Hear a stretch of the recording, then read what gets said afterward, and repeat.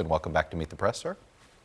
Chuck, thank you. Good morning. Good to be with you. Thank you. Let me start with, you've heard a little bit of what the president did over the last week, getting out of talks with Congress and COVID relief, pulling back in, pulling out of the debates, trying to get back in. It's been a whirlwind, perhaps to be charitable. Do you believe the president's behavior is helping the Republican Party right its ship right now? Well, I will say, first of all, I'm certainly grateful that the president has recovered from COVID. It was a scary several days when you have both the president and first lady diagnosed and sick. The entire country was lifting them up in prayer that they would get healthy. We need a strong president. We need a healthy president. I can tell you in the last week I've spoken to the president twice since he came home from the hospital, and on the phone he sounds strong, he sounds energetic, and I'm grateful that the doctors were able to treat him and that he is getting healthy. That is a very good thing. Yeah, I'm sorry. Go ahead. As I was going to say, look, as for the rest, we're less than a month out from Election Day. It's the wild and woolly world of politics now, where both sides are taking shots at each other, and both sides are trying to turn voters out. And I guess we'll get the answer to that on November 3rd. You seemed to sound the alarm or late last week in an interview with CNBC that you were worried about a complete sweep. What is it specifically that you believe has put you in a situation where you could lose everything, the White House, the Senate, and down the line? Well, you know, a lot of the headlines out of that interview caught half of what I said. So the point I made is that I think there's an incredible volatility in politics right now. The delta between possible outcomes is as wide as I've ever seen. So I said, look, I think there's a scenario. I believe President Trump can win. In fact, I believe he can have a significant victory and Republicans could take both houses of Congress. But I also think it's possible that we see a Democratic sweep where they win everything and it is a victory of Watergate proportions. And I don't recall an election in my life with the spread, the delta between those two possible outcomes this close to an election being that wide. And Chuck, I think the outcome really turns on two things. Number one, it turns on optimism. If people are optimistic and hopeful about the future, if they're going back to work, that will be a factor in a very good election for Republicans. If they're pessimistic and depressed and hopeless, that will help the Democrats. And number two, turnout. As you know, historically, we have two kinds of election: persuasion elections and turnout elections. Persuasion election, you're fighting over a small band of voters in the middle who are undecided. Turnout elections, both sides are trying to turn out their base. I think this is a turnout election. I think the hard left is showing up no matter what. They hate the president. And the big open question is, does everybody else show up? I hope that they do. I'm working hard to turn everyone else out. If people turn out, it'll be a good election for Republicans. If people stay home, if they're demoralized, that's how we get into a terrible election.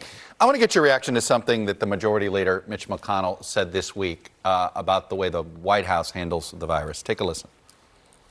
I can tell you, I haven't been to the White House since August the 6th, and I personally didn't feel that they were approaching the protection from this illness in the same way that I thought was appropriate for the Senate. Senator Cruz, I know you haven't, I think, been to the White House since the Middle East announcements and those peace agreements with Israel. Do you share the same concern as Senator McConnell when it comes to the White House versus the United States Senate? Well, look, I think the White House has put serious measures in place to keep people safe. I know for months the standing rule has been that anyone meeting with the president has to get COVID tested that day. So I've had multiple tests when I've gone over to the White House, and every person in the room has been tested. It's frankly the only place you go where every person in the room is tested. As you noted, the last time I went to the White House was for the announcement of the historic Middle East peace deal between Israel and the UAE. That was in the South Lawn. It was outside in chairs, and that was really a piece of history. And so, listen, anytime you do anything right now in this age of pandemic, there is some risk of getting sick. We're fighting this pandemic. We're fighting it hard, but it remains a serious threat. And I think we need to continue battling the virus and doing what we can to keep people safe. Right. But at the same time, I don't think we should shut the entire country down, close every small business, destroy people's jobs. And so there's a balance we've got to find, a balance that reflects common sense. I think that's where most Americans are. I know it's where most Texans are. I want to ask you about these Judiciary Committee hearings, but first the safety of it. Senator Joni Ernst from Iowa, she said that she thinks it's a good idea if everybody did get a test before the confirmation hearings in Judiciary. As she said, look, if we're going to be working in close proximity over long hours, it's probably not a bad idea. Do you think it would be prudent if everybody got tested, considering, look, you're self-quarantining right now because of Mike Lee? Well, listen, I think all the senators are following the guidance of the attending physician at the Capitol. As for me personally, as you noted, I'm at the tail end of a self-quarantine. I got tested. I came out negative. And I'm spending 2 weeks sitting here in my apartment in D.C., actually frustratingly enough, away from Heidi, away from the girls.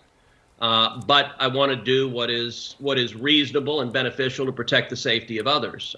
When you look at the hearing, I mean, the Senate has had about 150 hearings that have been either remote or hybrid. At this point in the age of COVID, the Senate's gotten pretty good at this. I think most of the senators are likely to be physically present. Some may participate via virtual interaction with Judge Barrett. And starting tomorrow, I think we're going to have a full and a fair hearing, and it's going to be an opportunity to consider Judge Barrett's qualifications. I hope it doesn't go down the road it went last time. I hope we don't see Senate Democrats turning it into a political circus like they did with Justice Kavanaugh. I hope we don't see the kind of personal smears directed at her family, directed at her faith.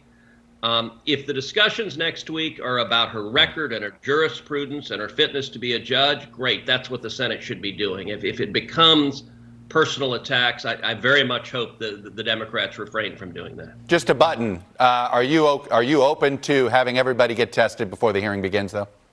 I think we should follow the guidance of the Capitol physicians. Look, one of the realities on this question, and it's on every question that comes up, is the instant this vacancy occurred, the instant Justice Ginsburg passed away, Senate Democrats were united in saying, do not fill this vacancy, do not fill this vacancy. And so at every step, they're arguing for whatever will delay things. And their objective is just delay beyond Election Day. I understand why they're doing it.